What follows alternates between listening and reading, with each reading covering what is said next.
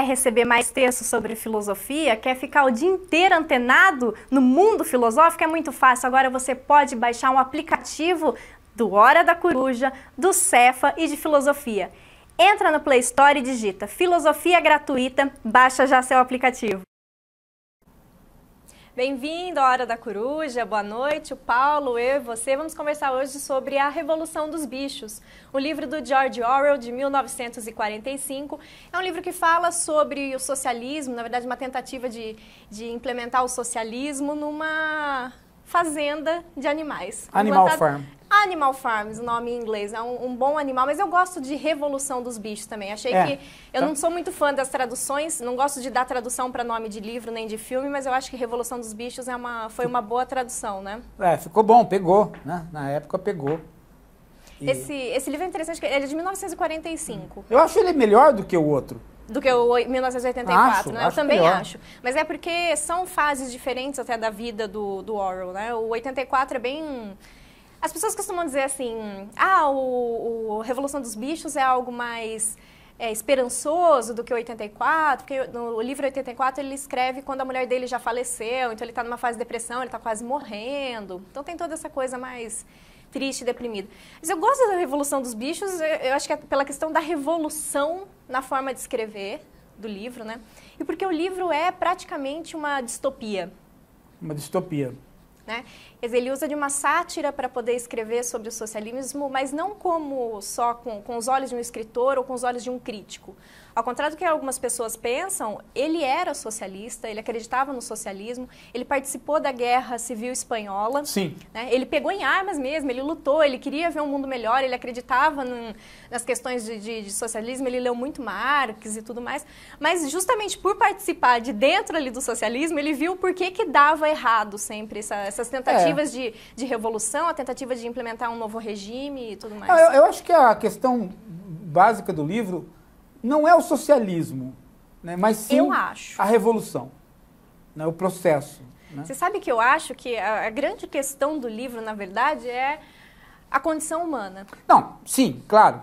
Claro que é a condição humana. Claro, sem dúvida. Por mais que você tenha boas intenções, por mais que você tenha ideias de um mundo melhor e que você comece na igualdade, por mais que você comece de um coração puro, é aquela coisa russoniana, né? O homem nasce bom, mas a sociedade o corrompe. Não, mas é tentador essa interpretação, mas eu acho que tem eu acho que a atualidade do Animal Farm, a atualidade dele é mostrar para as pessoas que fazem a crítica da revolução hoje e a crítica do socialismo hoje, é que elas não leram nada. Acho que essa é a atualidade do livro, né? Que ele mostra a incultura da crítica, porque essa crítica toda já foi feita e já foi transformada em caricatura, que é o livro. Sim. Então, quando você vê hoje uma pessoa criticando e tentando fazer caricatura do socialismo, é uma pessoa inculta, porque ela não percebe que em 45 já foi feito e antes já havia sido feito. Quer dizer, o livro é exatamente assim, esse fecho daquele mundo, né? Se a gente pensar no mundo, eu acho mais difícil, Paulo, já está consagrado. Para as pessoas que nasceram pós queda do muro, ou que nem eu, pouco antes da queda do muro, mas existe aquela ideia que depois quando você está na escola, eu lembro que eu li a Revolução dos Bichos, eu tinha 14 anos, mesmo no começo colegial, né? E eu não era muito um livro para ler naquela época, eu acho. Eu li, fiquei com umas coisas na cabeça, mas não entendi direito. Eu fui reler o livro agora, recentemente. Aí você dava risada direto, né? Eu não conseguia dormir depois de ler esse livro. Ele tem eu fico assim, às vezes eu olho para essas coisas, né, que foram feitas nos anos 20, nos anos 30, nos anos 40, 50, esse é o século 20, né? Todas essas grandes fases de crítica ao socialismo. E essa literatura normalmente foi feita por marxistas e por socialistas, a maioria delas. Sim. Por exemplo, nos anos 20 para 30, existia uma comunidade de intelectuais chamados intelectuais nova-iorquinos. Todos eles trotskistas, todos eles socialistas, todos eles pragmatistas, deweyanos. E eles tinham uma clareza muito grande sobre o que tinha acontecido na Revolução de 17 na Rússia. Eles tinham uma clareza muito grande e eles tinham... É o caso do Orwell. Então, tudo isso já foi... Toda a crítica ao socialismo que pode ser feita, já foi feita. Então, quando eu vejo isso, essa revista Veja, esses meninos aí da direita hoje fazendo essa crítica, é uma incultura, porque eles não leram esta crítica já feita. Outro dia, um sujeito falou para mim que ele duvidava que o PT tivesse feito uma crítica ao PT. Mas, gente, é preciso não entender nada de política para perceber que toda essa crítica ao PT que se faz hoje já foi feita dentro do PT por pessoas que ficaram e saíram. Uhum. Um dia eu falei para um cara, e já é um cara de 50 e poucos anos, que escreve aí na Folha de São Paulo e tal, eu falei para ele, meu amigo, você não sabe que o Vefor, que foi ministro do Fernando Henrique, foi presidente do PT, e já fez uma crítica enorme à maneira como o PT estava se encaminhando para uma situação que reproduzia o porcão lá do livro? Do livro, o Napoleão? Né? O Napoleão, quer dizer, que o PT estava indo para uma situação de stalinismo. Você não sabe? Não sabe. E ainda falou para mim, eu duvido que tenha acontecido mas sabe isso. Que eu acho interessante? É incultura, incultura. Incultura da esquerda. As próprias críticas... Molecada. As próprias críticas ao livro, A Revolução dos Bichos, agora está na moda jovem fazer blog, né, na internet, não blog, vídeo no YouTube, de diversas coisas, mas entre elas, muito jovem fazendo crítica literária, sim, né, sim. no YouTube. Não que é legal fazer isso, a tentativa, sim. Mas você vê que eles não estão conseguindo entender, primeiro, o porquê que foi feito esse livro, né? Eu acho que, eu estava falando dessa geração pós-queda do muro, eles não entendem que o mundo, durante quase 50 anos, realmente foi um mundo dividido. Essa ideia que a gente tem hoje de Oriente, Ocidente, né, mais ou menos seria uma divisão do mundo, a gente não tem. A classe média é igual no mundo todo, a gente tem contato praticamente com o mundo todo, mas o mundo realmente foi dividido. E foi dividido entre o capitalismo e entre os países que eram socialistas, né? De forma que não existia o contato entre eles. De forma que alguns países até hoje proíbem a leitura desse livro da Revolução dos Bichos. Sim. Eles consideram uma traição do Orwell, justamente por ser de dentro, né? Você estava falando do trotskismo. O Orwell, ele é um trotskista, né? Ele é convencido trotskista. Todas as pessoas de esquerda nos Estados Unidos e na Inglaterra se transformam, de alguma forma, em trotskistas, entre aspas, né? Sei. Aqui no Brasil, por exemplo, há uma família toda de trotskistas que está muito longe de ser comunista, sim. Que é a família Abramo. A família Abramo. Do Silvio Santos? Não, Abramo, não Abravanel. Abramo. A família Abramo tem até a fundação Perseu Abramo dentro do PT. A família Abramo são de intelectuais, né? Vários intelectuais, todos eles foram fundadores do Partido Socialista Brasileiro.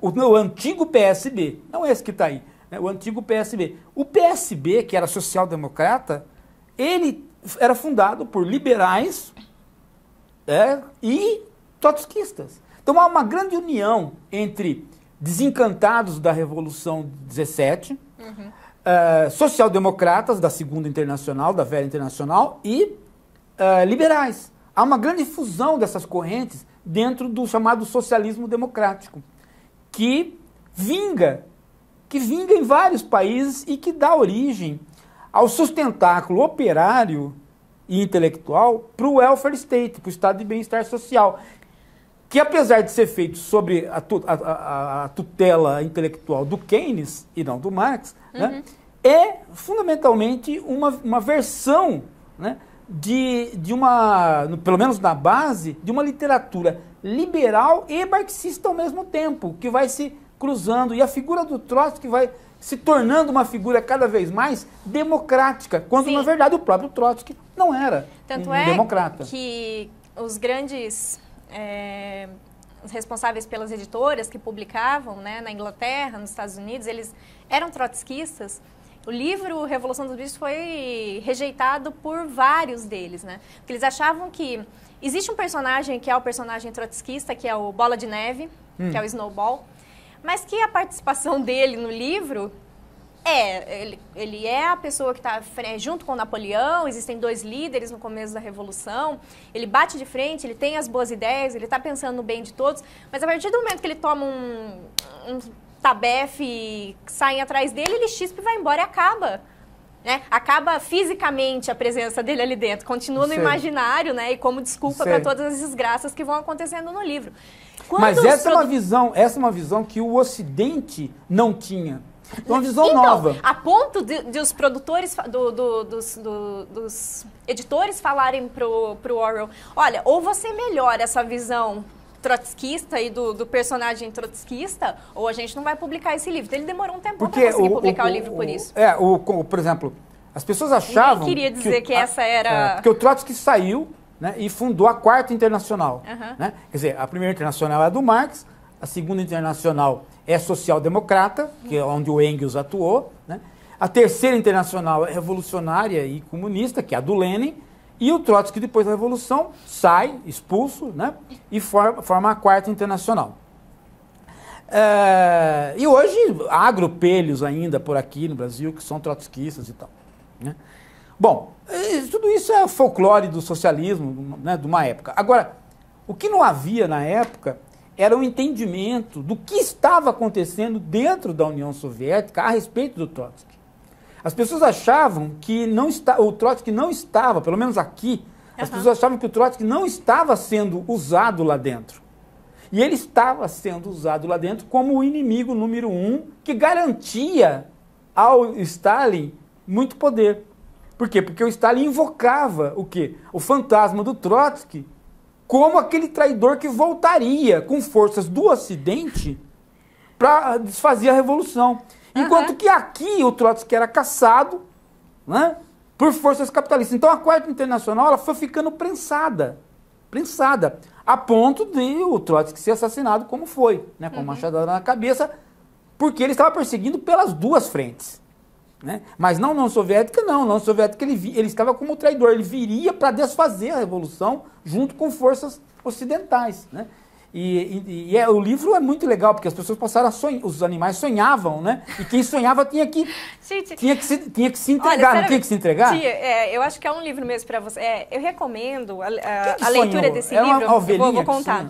Eu recomendo a leitura desse livro, até porque assim, é um livro muito pequeno, fino, até porque é aquele estilo Nietzsche de leitura, do qual você lê, você não consegue resumir um livro, você só consegue aumentar. Eu acho que eu estou falando eu consigo falar mais sobre o livro, sobre a história do livro, do que o próprio tamanho do livro.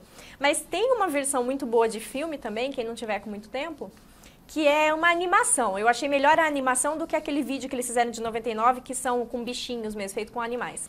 A animação eu coloquei na página nossa do Hora da Coruja. Então, se você entrar lá no Facebook, procura a página do Hora da Coruja, que lá tem o filme disponibilizado no YouTube, tem legendado, o outro filme tem dublado também, enfim.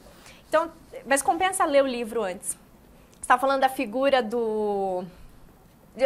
Eu falei, não, agora me perdi. Você que tem um determinado momento que eles começam que eles têm que se dedar, eles têm que se entregar se eles sonharam ou não com o cara que foi embora, com o Trotsky, né? E aí quem que se entrega primeiro? Acho que é uma ovelha que se entrega primeiro. Como tudo começa, como tem o lugar de cada personagem. Acho que, eu tento fazer sempre aqui no Hora da Coruja uma linha do tempo pra gente conversar, mas a gente acaba se atropelando aqui no programa, né? Então vamos primeiro ver um vídeo que eu trouxe, que fala um pouco sobre o livro, depois a gente conversa sobre o livro, sobre a história mesmo, faça um resumo da história e sobre os personagens. Vamos ver o vídeo. De regiões povoadas por civis. Apesar dos ataques diários, Orwell levou alguns meses para escrever um livro, uma espécie de fábula infantil que refletia sua experiência com os comunistas na Espanha. O livro foi seu primeiro sucesso editorial, A Revolução dos Bichos. Quando a história começa, os animais da fazenda se rebelam e tiram o proprietário do local. A princípio, eles gostam da liberdade e da igualdade. Mas, gradualmente, percebem que alguns animais se tornaram mais iguais que outros. Todos os personagens da Revolução Comunista Russa, disfarçados na pele de vários animais, vão aparecendo. Um porco chamado Napoleão. O mais cruel de todos é, obviamente, Stalin. I think Animal Farm, in Orwell's intention, certainly, is a lament for the revolution betrayed. A Revolução dos Bichos tem um tom muito diferente de 1984. Pode ser porque a esposa de Orwell, Eileen, teve muita influência no trabalho com seus comentários e contribuições. It's a much more accessible book than 1984, and it's Eu só não concordo muito com o final que ela fala. Ela fala que o livro não é tão desesperançoso, é um livro mais acessível do que 1984. Acho que não. Acho que 1984 é um livro mais pronto do que o livro da Revolução dos Bichos, né? Revolução dos Bichos é um livro muito mais para você ir interpretando tudo que está acontecendo. E é um livro mais magoado. Ele e a esposa tinham acabado de participar de uma tentativa de guerra, de participar de uma revolução que não deu certo por questões do qual ele vai colocando no livro. Porque a Revolução Espanhola, que é massacrada pelo fascismo, e que deu origem, portanto, depois ao Franco, ao reinado do Franco, ao reinado não, quer dizer, o governo do Franco, o Franco se aliou aos nazistas, né? Os nazistas bombardearam a população interna, né? Aquela desgraça toda da Revolução Espanhola. Quer dizer, a Revolução Espanhola, ela é já um reflexo da própria traição da União Soviética em relação às revoluções que viriam. Porque a União Soviética começa a fazer o jogo da geopolítica, ou seja, o socialismo num só país, né? Ou seja, não vamos vamos apaziguando, né? Tanto é que o Stalin fez acordo com Hitler de paz, né, esperando que o Hitler não atacasse a União Soviética. Né? Tanto é que há várias histórias relativas à maneira como a União Soviética foi criando uma geopolítica, quase que aceitando a divisão do mundo. Né? Vamos dividir mesmo e tudo bem. Né? Aparentemente um acordo sobre isso. Há um acordo. Onde né? É por isso que 84 é mais ou menos isso. A divisão do mundo em 3, 4 grandes partes, comandado por certos grupos. É por isso que hoje, 30 anos já depois do final da União Soviética, os Estados Unidos não conseguem, o mundo ocidental não consegue enfrentar o terrorismo fundamentalista. Por quê? Porque toda a experiência de guerra fria, né, que é aquela guerra que tem o terrorismo por baixo, tem a espionagem. Toda a criação da CIA, toda ela é voltada para o socialismo, para a KGB. Não há uma cultura de enfrentamento do fundamentalismo. Então, outro dia eu estava assistindo um filme, o cara falou assim, o cara da CIA falando, né? Que bom que era aquele tempo que tinha só a União Soviética como inimigo, porque eles não nos atacavam, nós nos atacávamos eles e a gente ficava, né, com um agente duplo e tal. E isso não pode acontecer, né, dentro desse novo embate, né, geopolítico que ocorre agora. Até porque o inimigo, ele tem franchise. O livro tem essas duas figuras, né? O inimigo fundamentalista tem franchise. Que pode ser você pode montar uma franchise do Al-Qaeda, mas você não podia montar uma franchise do Partido Comunista. Por quê? Porque essa franchise do Partido Comunista não era montada a partir de uma iniciativa sua. Ela era montada através de uma iniciativa em acordo com Moscou. Então tinha uma central de ligação, né, institucional. Agora não. Agora você monta uma célula que fala que é a Al-Qaeda, mas não é, ninguém sabe. Você sabe, são grupos étnicos que vão se misturando. Eu acho interessante essa história da CIA, porque você preparou e teve durante 50 anos pessoas que aprenderam russo, aprenderam sobre a cultura da Rússia e sobre trabalho, sobre o marxismo, sobre o socialismo e tudo mais. E de repente, quando muda o inimigo, muda tudo isso também, né? Muda a língua, muda a região, muda a história, muda a geografia. Você tem que estudar tudo de novo e formar tudo. Uma consequência disso foi que no começo, agora só bobo reproduz isso, né? Fala de bolivarianismo como comunismo, ou fica pondo a Venezuela como inimigo, só tonto fala essas coisas, né? Mas a CIA insistiu nessa versão no final, no começo da queda do muro, logo depois que acabou. Por quê? Porque era um medo de perder emprego. Lógico, dava tentativa de então ela insistia numa ligação entre Venezuela, Bolívia, Brasil e Irã, como numa nova liga socialista, né?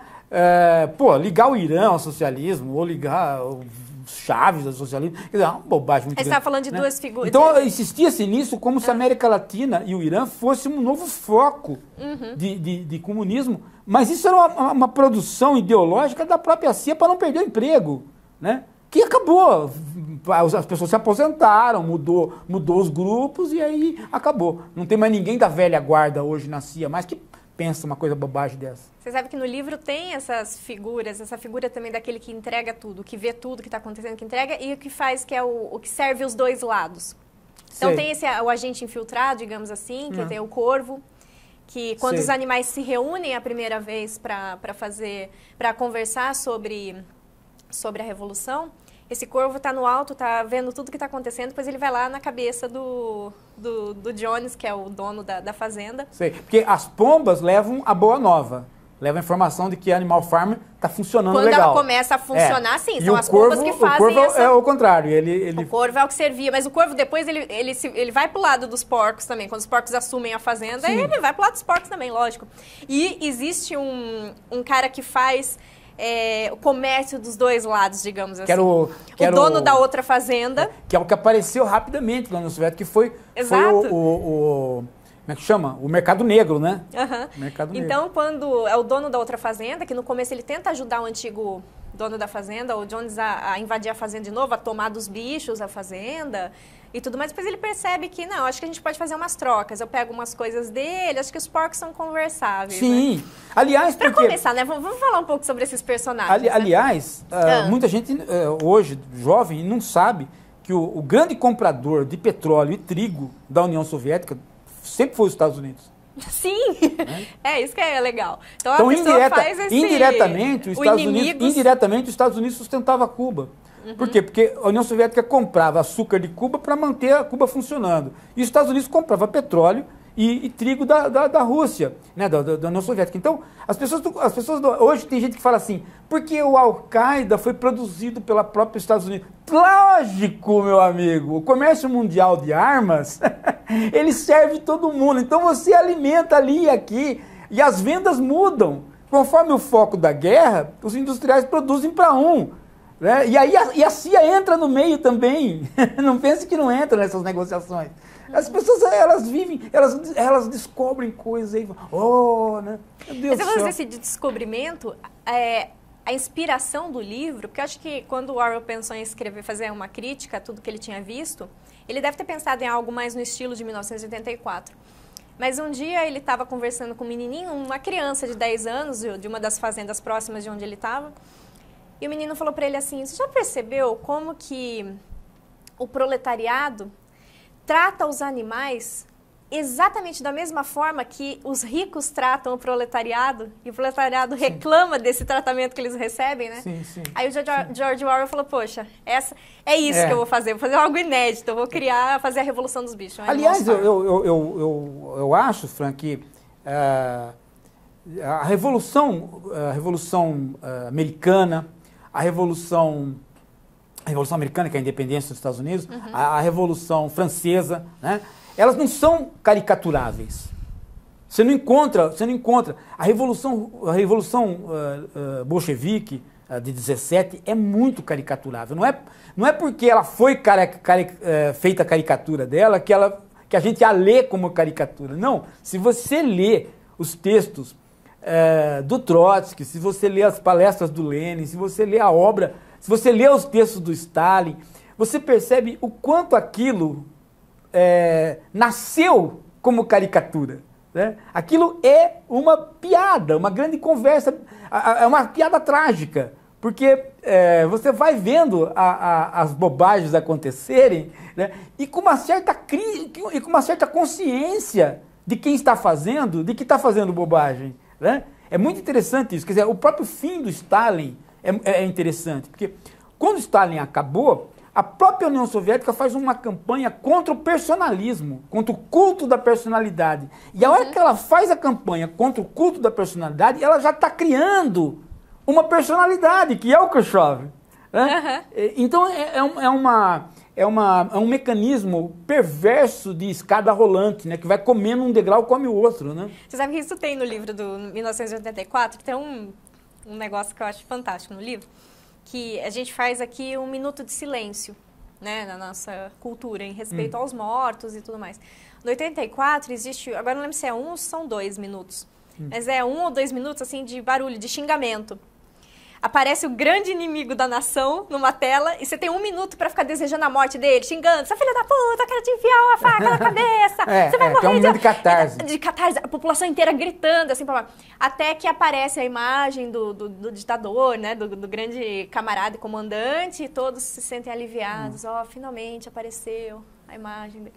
Se você pensar na morte do Stalin, as pessoas desesperadas na rua, né? Porque morreu o pai. Morreu o pai. Né? Se você pensar nisso, você não está falando de um povo bárbaro, você está falando de uma grande cultura. É lógico. Né? Você está falando de um povo altamente culto, que ficou ingênuo. Né? São 70 anos de ingenuidade. Mas não é uma ingenuidade comunista. E é isso que as pessoas precisam entender. É uma ingenuidade russa. Ela se repete igualzinho hoje a hora que o Putin aparece. Ele fala com os bichos. Ele pode falar contra os homossexuais. Num mundo como hoje, ele fala. Ele dá respostas absurdas para tudo. Ele faz ataques e diz que não foi ele. Igualzinho o Czar, igualzinho o Stalin. Então você percebe uma ingenuidade no povo russo que não é uma ingenuidade que vem do comunismo. E nem de falta de cultura. Não, e nem de falta de cultura. Não. Está dentro de uma coisa muito mais ampla, cultural, de anos, né? De cultura não ocidental, de um Oriente, onde há essa condescendência para com o chefe. Certo. Né? A gente percebe isso, coisa que a gente ficou meio assim, né? Porque japonês com a figura do imperador. O japonês com a figura do imperador. Certo, eu não tinha pensado nisso, né? Você tem razão. Tem. E se você lê as obras dos grandes escritores russos, você percebe isso, porque tem um paternalismo. Sempre tem essa figura do paternalismo que aparece e na a figura Rússia, do Mujik. A figura do Mujik, do camponês russo, que é muito crédulo em tudo, que é muito bom em tudo que faz. E é muito trabalhador. Muito trabalhador. Né? E tem essa figura... É diferente Tem essa figura no livro, né? Lógico, na Revolução dos Bichos tem essa figura que é um dos cavalos. Tudo que começa a aparecer de problema, eles resolvem construir um moinho de vento para tentar, né, diminuir um pouco o trabalho dos bichos. Então, essa construção que demoraria 2 anos... seria árduo, mas depois de 2 anos eles poderiam desfrutar disso trabalhando menos, tudo mais. Então o cavalo, que é o mais forte dentre os animais, ele fala assim, olha, eu tenho a obrigação de carregar todas as pedras e quebrar todas essas pedras para que os outros animais ali embaixo possam organizar as pedras e construir o moinho. Então ele fala pro galo, olha, me acorde 1 hora mais cedo, me acorde 2. E ele começa a ficar doente e ele não para de trabalhar. E alguns animais já estão falando para ele, olha, parece que a coisa não está funcionando tão bem assim, né? Está acontecendo isso, está acontecendo aquilo, mas ele é sempre o crédulo. Ele fala, não, um dos porcos que é responsável por sempre dizer tudo o que está acontecendo na fazenda, que é o Garganta, foi traduzido por Garganta, que na verdade dizem que é seria o correspondente ao jornal, Pravda. Pravda. Né? Que informa tudo o que acontecia, de forma super selecionada e conforme aquilo que o comandante pediu para ser dito, né? Aliás, depois eu tenho uma história sobre isso. Então, tudo ele acredita. Ele falou, não, olha, tem razão nisso que ele está falando. Vamos fazer, não é pro bem dos animais? Todos os animais não são iguais. Não, vamos fazer, vamos trabalhar mais. Eu acho que a única forma de a gente combater tudo isso que está acontecendo é trabalhar mais. Eu vou trabalhar mais. Até que ele, perto da aposentadoria, fica muito doente. Morre, está para morrer e o chefe, o Napoleão, chama uma carrocinha de fábrica de sabão para levar o cavalo embora. Quando os animais vêm, os animais se desesperam, né? Tá levando ele para casa de coisa de sabão, ele tenta escapar, até avisam ele, olha, vão levar você para virar sabão, escapa, foge. E ele até tenta, assim, fugir, e depois ele explica, não é isso. O veterinário comprou a carrocinha que era da fábrica de sabão, não deu tempo de apagar ainda. Os animais, ai, que bom. Falou, não, fiquem tranquilos, ele morreu, mas ele morreu em paz. Sim. Ele foi tratado muito bem, humanamente, até o fim. Então, tem... Então, isso está na cultura do Mujik, né? Pega Tolstói, pega todos eles, acho que não tem nenhum escritor russo que não tem um conto sobre o corno. né, sobre o corno, eles têm a figura do corno. E a figura que é uma pessoa da credulidade. É a figura do crédulo. O né? crédulo ou então sempre aparece na literatura por exemplo, russa. Nesse que foi para os Estados Unidos, como é que chama? O escritor russo? Nabokov? O Nabokov. O Nabokov tem um conto sobre o corno que é muito a figura do russo. Muito, muito, muito. Por quê? Ele entra numa loja para comprar uma arma para matar o cara que está saindo com a mulher dele. E ele fala e faz, e todo o conto é de quanto ele vai matar o cara, né? E depois ele compra a arma e vai embora com a arma e não faz absolutamente nada, né? É assim, bem a história da complacência. Né? Da complacência. A Revolução de 17, ela é uma quebra nessa complacência. Por isso que ela estoura, né? Não é o inglês, não é o alemão, não é o americano que estão sempre em guerra. Né? É um povo pacífico que, de repente, pega em armas contra o seu governo. Então é estranho para o mundo isso. Né? E essa estranheza é bem aproveitada na passividade dos animais. Animal Farm é exatamente isso. Né? Quem esperaria que os animais iriam fazer duas revoluções? Né? Uma para se livrar do homem e outra para se livrar do chefe. Né? Exato. É claro que a segunda não se verifica, né? A segunda se verifica no mundo soviético, mas não na Rússia, né? Por exemplo, não, tudo bem, né? Você pode dizer que houve a revolução, a queda do muro, teve consequências sangrentas também para dentro da União Soviética, porque, afinal de contas, teve um embate entre o parlamento e o Exército Vermelho, né? Teve guerra. Mas a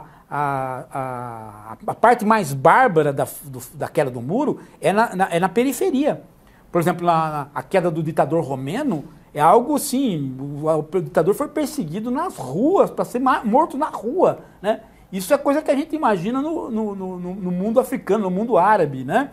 Mas isso aconteceu no final agora, 30 anos atrás, num país altamente civilizado. Você vai na Romênia ou na Bulgária e perceber que, né, as coisas se deram em manifestações violentas de rua, né? Uma das assim, questões do livro, do Animals Farm, é que quando os animais expulsam... os animais estavam muito preocupados justamente com esse sangue, com esse banho de sangue, né? Porque eles percebiam que o tempo todo os amigos deles, os outros animais, eles eram mortos. Os porcos eram criados para serem mortos, para virar carne, para virar comida, para virar alimento. Mas, poxa, o ser humano não produz nada, a gente produz e eles só vêm e retiram da gente. A gente quer uma sociedade onde não exista mais esse banho de sangue.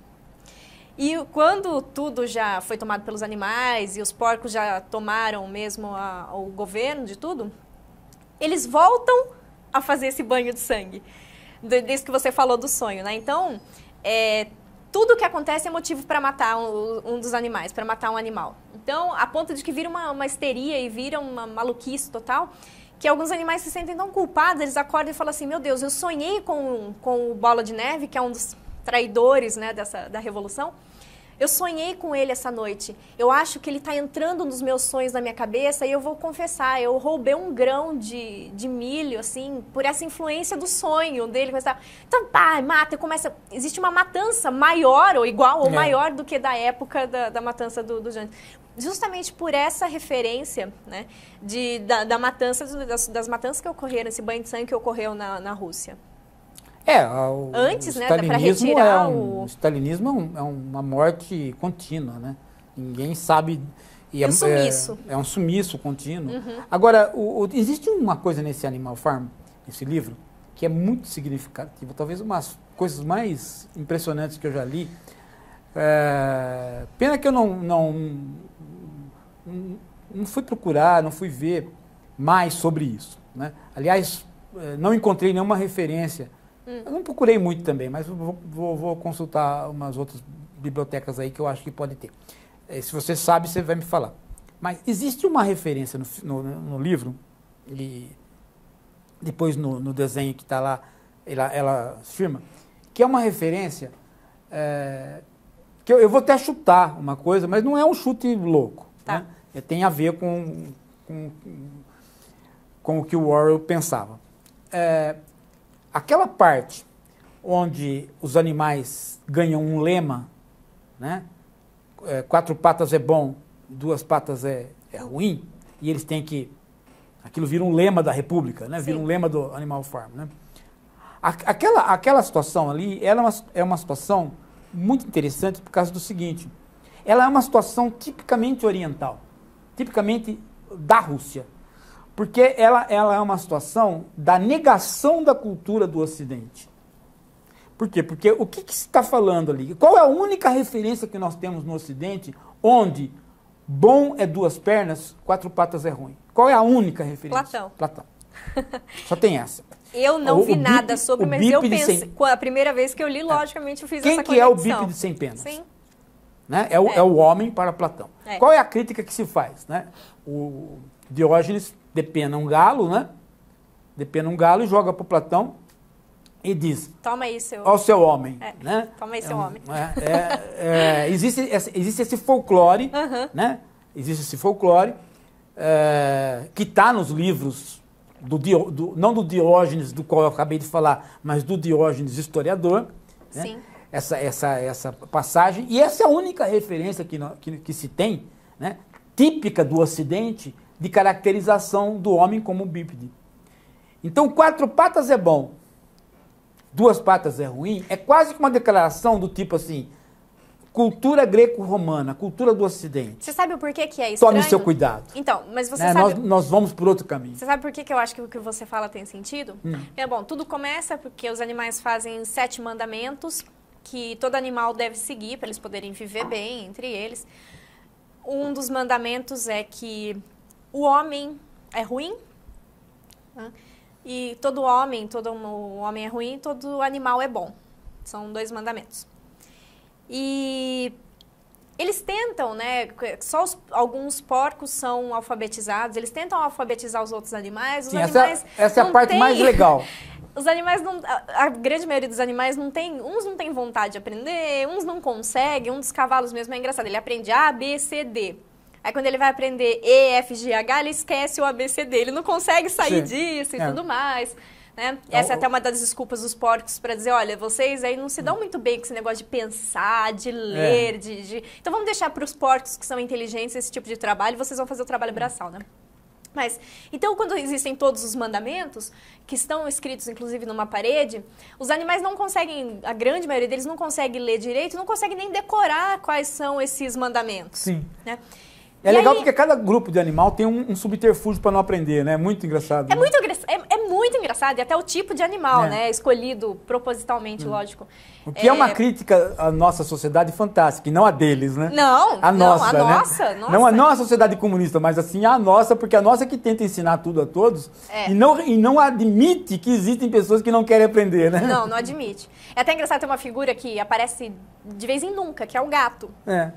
O gato chega atrasado quando ele aparece, às vezes ele aparece pra comer, ele vem dar uma espreguiçada e vai embora, ele nunca quis aprender nada. Gente, ele é o gato, é a natureza do gato fazer isso, né? Acho que parece que o Orwell tá falando isso. Mas voltando à questão, as ovelhas não conseguem lembrar todos os mandamentos e começa a ter uma confusão terrível, porque ninguém sabe que mandamento que é. Até que entre os porcos eles têm a ideia de dizer assim, pra ficar fácil pra vocês, né? 2 patas é ruim, 2 patas é ruim, 4 patas é bom. Um mandamento só. E aí as ovelhas, na hora, elas adoram aquilo e elas começam a repetir sem parar. Sim. 2 patas bom, 2 patas ruim, 4 patas bom. E elas só repetem aquilo o tempo todo.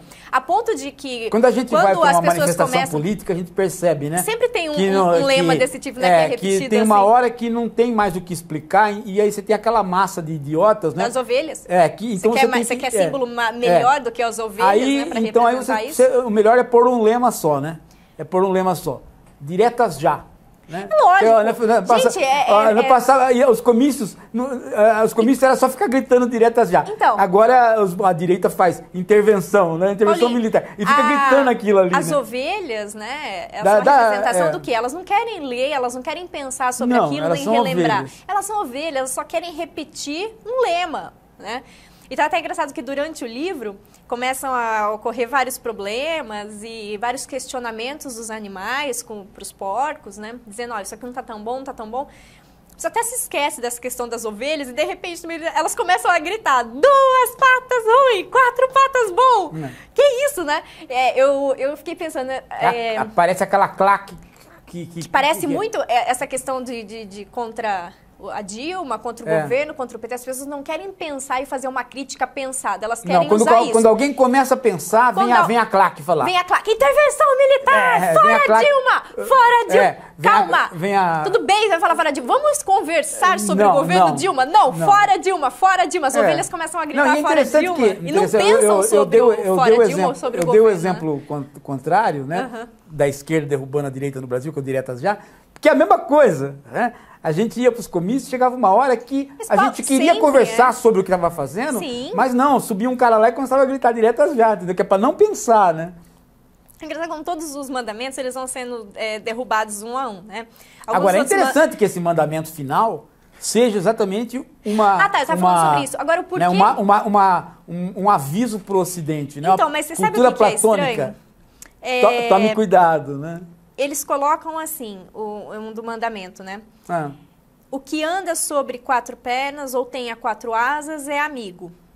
Qualquer coisa que ande, isso é um mandamento, o outro. Qualquer coisa que ande sobre 2 pernas é inimigo. Ou seja, fala do homem, né, e fala dos animais. Mas eles resumem a 2 patas ruins, 2 pernas ruins e 4 bons. Sim, nem mais a caramba. Não poderia ser mais simples, né? Até seria mais simples, mas ele colocar algo como o homem é ruim, os animais são bons. Não pode. Por que não? Não é à toa, né? Quando um gênio se escrever, porque é o clássico, né? Eu fiquei pensando sobre isso. Por que ele coloca a questão de 2 patas e 4 patas? 2 patas ruins, pois será que não tem uma conexão com Platão? Não. Essa história tem a conexão com Platão e tem mais uma coisa interessante que é o seguinte, né? Os animais andam na linha das patas.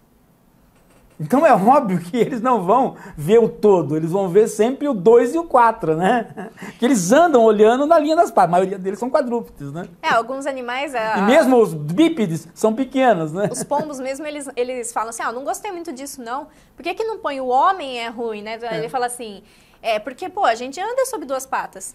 Os pombos. Então, eles estão andando sobre 2 patas, caramba. Você quer dizer, não, mas vocês têm asa. Asa é mais ou menos igual a 4 patas, vai ser equivalência. Isso é uma outra coisa interessante também, que é muito do casuísmo, né?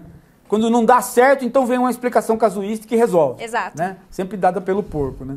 Alguns outros mandamentos são interessantes que eles colocam. Então, eles são muito maltratados, nunca recebem comida, tudo que eles produzem nunca retorna para eles. O dono da fazenda é um verdadeiro animal, né? Ele é um bêbado que não cuida mais da fazenda e largou tudo daquele jeito. E um dos animais que é o major... aliás, o czar que a Revolução Russa derrubou, era um bêbado. Era um bêbado, é essa a figura, mas é a figura do czar. E um dos animais mais velhos da fazenda, e por isso considerado o mais sábio, ele era o mais velho, era o major. Ele é um porco, um dos maiores porcos que tinha. E quando ele já está próximo de morrer, ele pede para ser feita uma reunião no celeiro.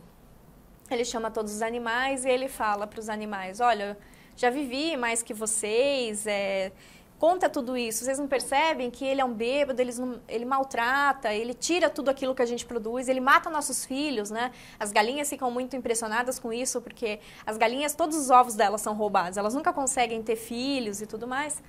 Eu falo assim, então, e eu tive um sonho. Eu acho bonita até essa alegoria do que eu tive um sonho onde existia um lugar onde todos os animais eram iguais. E a gente controlava esse lugar e tudo mais. E quando o corvo até vai lá encher o saco do dono, ele tá bêbado, meio dormindo, ele escuta aquele barulho no celeiro, tá um barulheiro, ele pega a arma dele, de tão bêbado ele acaba tropeçando, assim, cai, mete um tiro e acerta o major, esse porco velho. E o porco morre. Então, quando os animais veem que o porco morreu e acabaram de escutar toda aquela palavra do porco, ele sonha com uma música que se torna o hino dos animais, se torna o hino da fazenda. E eles estão animados com tudo aquilo que eles ouviram. Que, aliás, é uma réplica perfeita da Internacional, né? É uma réplica da Internacional. Existe ela em português, mas na verdade eu não encontrei ela. Em inglês é legal a letra, né? Por ser justamente a réplica da Internacional.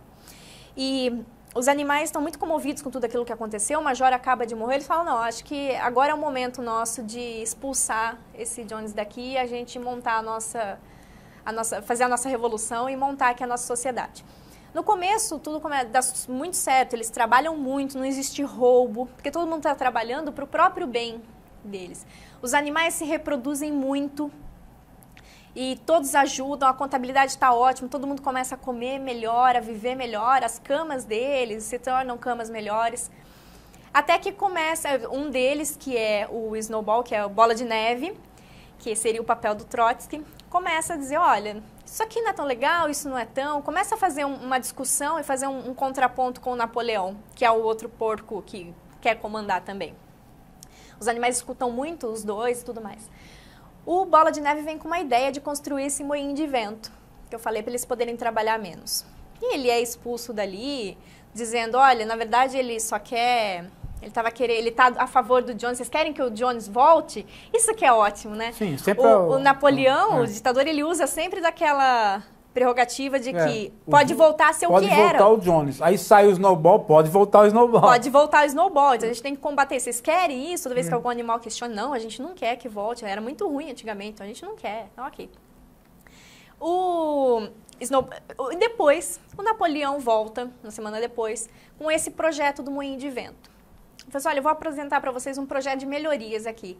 E os animais questionam e falam, caramba, mas esse projeto de melhoria não é o projeto que o Bola de Neve tinha apresentado? E ele fala assim, olha, camaradas, vocês precisam entender que isso já era uma ideia do Napoleão. Mas o Bola de Neve roubou essa ideia, né? E tentou fazer de forma errada, de forma ruim, persuadir vocês. O Napoleão, sabendo que tinha roubado, deu trela, deixou ele falar e tudo mais, né, sobre esse projeto, como se fosse dele, né? Até que ele, então, coloca o Snowball para fora, porque ele é um traidor. Ele fala, mas não, o Napoleão sempre quis a melhoria da fazenda e a gente realmente vai construir esse moinho de vento que dá menos... Para isso vão passar por algumas dificuldades. Os animais vão ter que trabalhar mais, vão ter que comer menos e tudo mais. Sempre tem uma... E os porcos, que sabem ler bem, sabem escrever, sabem fazer bem a contabilidade de tudo da fazenda, eles vão comandar, eles vão começar a cuidar dessa parte intelectual. A partir do momento que você cuida da parte intelectual, você também tem que alimentar o cérebro de forma melhor, né? Então, eles começam a tomar todo o leite das vacas e as maçãs são destinadas para os porcos. Toda essa história vai aumentando cada vez mais. Sempre um dos porcos, que é o Garganta, tenta fazer a explicação de tudo que está acontecendo de forma muito convincente para os outros animais. Eles resolvem assumir os porcos e morar dentro da casa do ex-patrão, do Jones, do ex-dono da fazenda. A casa tinha sido, a princípio, combinada entre os animais que ela seria um museu. Ela ia ficar ali como uma amostra de tudo que eles já passaram, de tudo como era ruim e como era luxuosa aquela vida que o Jones levava enquanto eles sofriam lá no celeiro. Eles começam a usar a casa, dormir nas camas, e os animais questionam, falam, caramba, mas um dos mandamentos não era exatamente nenhum animal dormirá em cama. Quando os animais eles vão dormir, eles acordam no outro dia, a parede tem tinta fresca, onde estão escritos os mandamentos. Eles tentam ler, não conseguem ler direito, etc. e tal, mas tem uma vírgula, todo mandamento vai sendo mudado a cada coisa que os porcos fazem, né? Tem uma vírgula e coloca assim, nenhum animal dormirá sobre cama com lençóis. Então vem o Garganta e ele fala assim, animais, camaradas, entendam, cama, todo animal dorme em cama. Vocês dormem aqui no celeiro, vocês usam da palha para dormir em cima da palha, isso é uma cama. A cama é algo natural, é algo bom, é algo que todo mundo compartilha. Mas os lençóis são um produto de fabricação humana, que é de opressor e que é... Então eles vêm com todo aquele discurso. Eles dizem, é verdade, ó, vocês podem ir lá olhar. Os porcos estão dormindo em camas, mas não sobre lençóis. Então, e podem ver o mandamento. Vocês não estavam se lembrando, mas o mandamento dizia, não é sobre camas, mas sim camas com lençóis, né? E toda a história vai... E o livro, ele se encerra com o último mandamento sendo destruído totalmente, né? O último mandamento era, todos os animais são iguais. Esse era o último dos mandamentos. E o livro encerra com esse mandamento sendo modificado, e os pais falaram, todos os animais são iguais, mas uns são mais iguais que os outros. Então, até, eu não vejo nenhum otimismo do Orwell com relação à humanidade ou com relação ao regime, alguma forma de melhoria no regime em que as pessoas vivem, né? Então, assim, ele encerra de forma extremamente categórica, né? Todos os animais são iguais, mas não são mais iguais que eles. Então nenhum regime vai nunca dar certo. Há uma geração onde, geração pós-guerra, principalmente, onde a ideia de fim do comunismo, fim da União Soviética, era impossível de se imaginar. Né? Quer dizer, a União Soviética era uma coisa tão estabelecida para o Ocidente, que todo o movimento que se fazia contra era no sentido de assumir que aquilo era eterno, né? Que jamais ia desaparecer. E era muito mais fácil o comunismo se expandir, o comunismo soviético, não chamado socialismo real, se expandir do que o capitalismo. E a história estava fazendo exatamente o inverso. E ninguém percebia que ela estava fazendo o inverso. É como se a imagem da revolução, que o Marx usou como uma topeira, né, que ela vai cavando por baixo e ninguém vai percebendo, né, estivesse acontecendo. Né, estivesse acontecendo para além. Né, a imagem da revolução do Marx estava valendo. Por quê? Porque quando a União Soviética desaparece, ela cai como um cartelo de cartas. Uma semana antes, não havia nenhum relatório da CIA a respeito dessa possibilidade. Uma semana, um mês antes. Né? Quer dizer, ela cai internamente. Né? Ela cai internamente. Aliás, a derrota interna é sempre a derrota mais virulenta, né? E mais abrupta, né? Porque em vez de explodir, ela implode, né? É uma implosão, é uma derrota para dentro, né? E caiu como um castelo de cartas. Né? Desapareceu. Você falou agora dos animais, né, dos filósofos. Eu acho que eu tive até essa grande empatia pelo livro, porque eu gosto quando os filósofos usam de figuras, qual eles usam animais para explicar filosofia, né? E então eu achei que o Animals Farm é bem interessante até por isso. Acho que eu tenho tive essa empatia pelo livro até por essa questão dos animais representarem cada um. E o César pergunta se essa figura do fazendeiro, ele fala, representa o Czar ou representa o Stalin?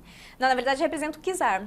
O Stalin, a figura representativa do Stalin no livro, é o Napoleão. O Napoleão, o porco. É o porco que comanda tudo. Aliás, existe naquela época, começou as pesquisas sobre animais mais ampla do que só pesquisar o cachorro, né? E, então, tinha muito aquele folclore de que o porco é o animal mais inteligente, né? Existia. Existia muito esse folclore. Que, de fato, o porco é um animal inteligente, né? Mas o problema do porco é que ele continua sendo porco. Tanto é que a gente pensa, né? Por que não o cachorro, né? Então, inclusive, o que eu falei não gostei daquele filme feito com os animais mesmo, porque eles colocam como narrador da história um cachorro. Né? Não gostei, não é isso que acontece no livro. Porque os cachorros no livro, eles têm um papel importante que não tem nada a ver com essa questão da inteligência e tudo mais. Que o casal de cachorros da fazenda tem 9 filhotinhos. E o Napoleão tira da mãe esses filhotinhos e fala, deixa que a gente vai cuidar. E as pessoas até se esquecem desses cães.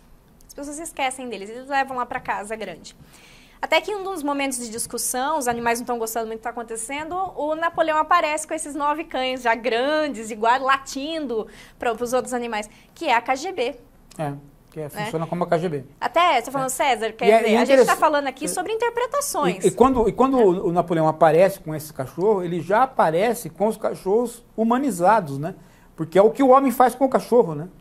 Ele não deixa o cachorro ser cachorro, ele punha o cachorro para cuidar da fazenda, para atacar, né? Os cães são os únicos animais da fazenda que não são humanos, digamos assim. Quer dizer, eles não fazem parte desse grupo que vai ler, que vai trabalhar eles na são lavoura, cachorros. Que participam da Revolução. Eles vêm após a Revolução e eles são cachorros. Eles são cachorros de guarda, como eram cachorros de guarda. Eles são cães de guarda. Até um dos problemas na verdade, o Napoleão ele vai criando uma situação de imitação de tudo que o Czar já fez. Né? Tudo, um por um. Agora, se você... Uma por uma das coisas, se né? você... Até uma das preocupações dele de fazer um negócio com o outro fazendeiro é para conseguir biscoito para os cães.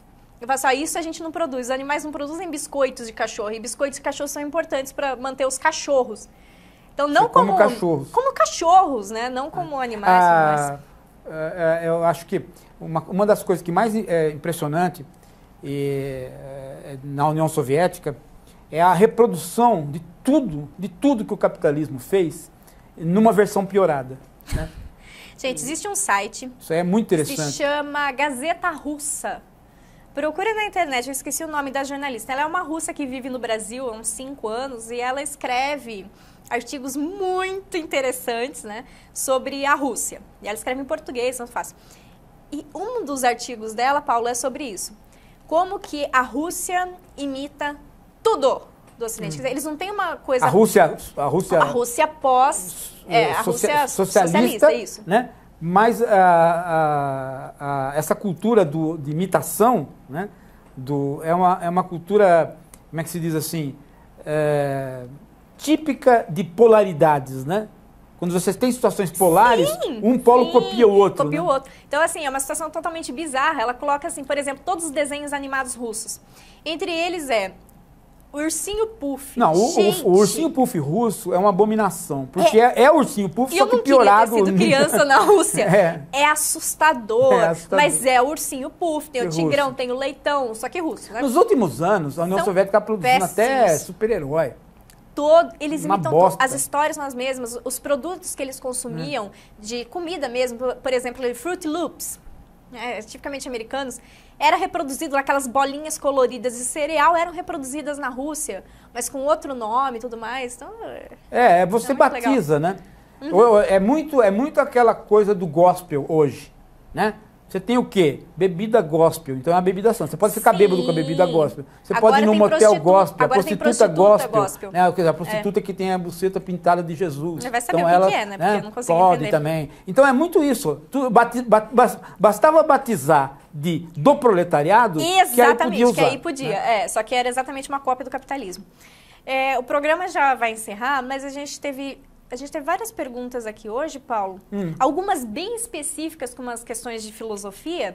Eu ia pedir para são os meninos que falaram, o João Ricardo, a Andréia, o Lucas e o Rodrigo e quem mais? A Maria. Esse pessoal, entre em contato com a gente, essas questões bem específicas de filosofia, entre em contato com a gente para conversar sobre isso no Facebook, por e-mail, por onde você quiser. E até sei que é final do ano, chega essa época do ano, todo mundo procura filósofo, né? Porque eles têm trabalho de faculdade, têm trabalho da escola e eles querem resolver algumas questões de filosofia. Mas procura a gente para conversar sobre essas questões bem específicas. E estão perguntando também sobre o tema do Enem, sobre a redação do Enem. O Paulo já fez um texto sobre isso, já está no blog. Já fez 2? Fiz 2. Eu li um só. Já está no blog do Paulo, então os textos estão no blog, vocês podem ler e a gente conversa sobre isso a semana toda também. Se der, a gente faz uma Hora da Coruja sobre isso, com certeza. Agradeço a participação de todos e até a semana que vem. Este é o novo livro do filósofo Paulo Giraldelli Júnior, pela editora Cortez, Sócrates, Pensador e Educador, a filosofia do conhece-te a ti mesmo. Este livro é uma pesquisa inédita no país sobre o filósofo que é considerado o pai da filosofia. Nele você vai conhecer a história sobre as mulheres que foram protagonistas na vida do filósofo, além de conhecer mais sobre a Grécia Antiga e as novas perspectivas filosóficas sobre o mundo grego. Adquira já o seu na sua livraria de confiança, é só pedir.